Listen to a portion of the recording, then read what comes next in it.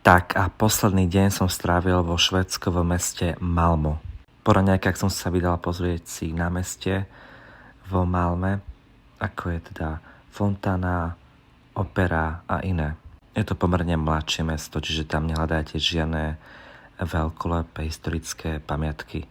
Bol som si pozrieť evanjelický cintorín, ako vyzerá. Sú také oveľa skromnejšie hroby ako katolický cintorín. Od hotela som mal na meste okolo 2,5 km, čiže som sa prešiel. Počasie nevyšlo, bolo dosť veterno, ale stalo to za to. Tu môžete vidieť takého orla, ktorý je vlastne aj RB mesta.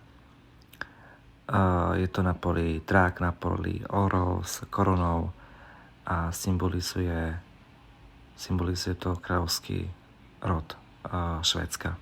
Tu môžete vidieť trh, kde mali kvetiny a takéto krásne plodiny, ovocie. Pozrite sa, mali tam aj pakistánske manga, no oplatilo sa to tam veľmi kupovať, ale ponáhľal som sa.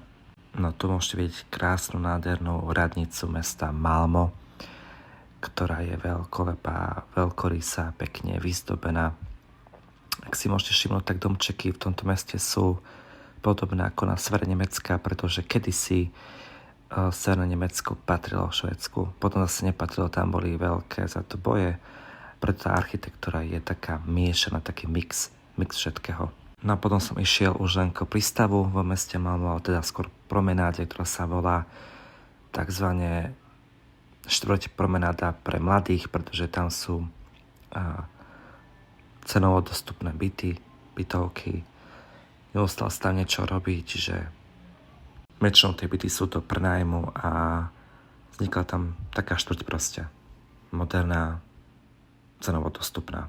Sú tam kaviárne, obchody a tak ďalej.